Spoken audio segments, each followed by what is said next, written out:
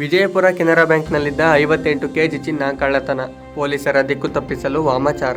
ಸಿನಿಮೀಯ ರೀತಿಯಲ್ಲಿ master plan ಮಾಡಿ ಕಳ್ಳರು ಕೋಟಿ ಮೌಲ್ಯದ ಚಿನ್ನಾಭರಣಗಳನ್ನು ಕದ್ದಿದ್ದಾರೆ.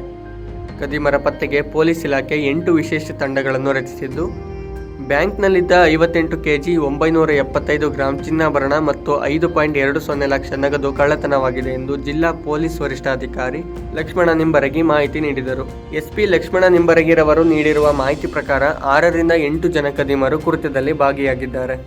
ಲಾಕರ್ ಓಪನ್ ತೆರೆಯಲು ಹಾಗೂ ಸೈರನ್ ಬಂದ್ ಮಾಡಲು ನಕಲಿ ಕೀಗಳನ್ನು ಬಳಕೆ ಮಾಡಿದ್ದಾರೆ. ಬ್ಯಾಂಕ್ ಆವರಣದಲ್ಲಿದ್ದ ಸಿಸಿ ಕ್ಯಾಮೆರಾಗಳನ್ನು ತಿರುಗಿಸಿದ್ದು ಹಾಗೂ ಸಿಸಿ ಕ್ಯಾಮೆರಾಗಳ ಹಾರ್ಡ್ ಡಿಸ್ಕ್ ಸಮೇತ ಪರಾರಿಯಾಗಿದ್ದಾರೆ. ಸತತ 2 ದಿನಗಳ ಕಾಲ ಸಂಚು ರೂಪಿಸಿ ಪ್ಲಾನ್ ಮಾಡಿ ಕೃತ್ಯವೆಸಗಲಾಗಿದೆ.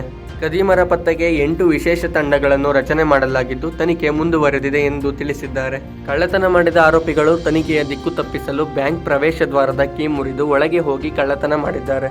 ನಂತರ ಬ್ಯಾಂಕ್ ಕಿಟಕಿ ಸರಳುಗಳನ್ನು ಒಳಗಿನಿಂದಲೇ ಕಟ್ ಮಾಡಿ ಒಳಗೆ ನುಗ್ಗಿದ್ದಾರೆ ಎಂಬಂತೆ ಬಿಂಬಿಸಿದ್ದಾರೆ. ಅಲ್ಲದೆ ಬ್ಯಾಂಕ್ ಒಳಗೆ ವಾಮಾಚಾರವಾಗಿದೆ ಎಂದು ಬಿಂಬಿಸಲು ಕಪ್ಪು ಬಟ್ಟೆಯ ಬೊಂಬೆ ಇಟ್ಟು ಪೂಜೆ ಮಾಡಿದ್ದಾರೆ. ಇದು ತನಿಖೆಯ ಗಮನ ಬೇರೆಡೆ ಸೆಳೆಯಲು ಎಂಬುದು ತಿಳಿದು ಬಂದಿದೆ.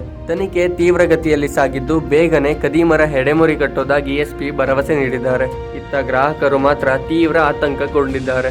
ಅಪಾರ ಪ್ರಮಾಣದ ಚಿನ್ನ ಅಡವಿಟ್ಟವರು ಹಾಗೂ ಸಂರಕ್ಷಣೆಗಾಗಿ ಲಾಕರ್ಗಳಲ್ಲಿ ಚಿನ್ನ ಅಡವಿಟ್ಟವರು ಭಯಗೊಂಡಿದ್ದಾರೆ. ಶೀಘ್ರವೇ ಇಡೀ ಪ್ರಕರಣಕ್ಕೆ ತಿಲಾಂಜಲಿ ಹಾಡಲಾಗುತ್ತದೆ ಎಂದು ಪೊಲೀಸ್ ಅಧಿಕಾರಿಗಳು ಭರವಸೆ ನೀಡಿದ್ದಾರೆ.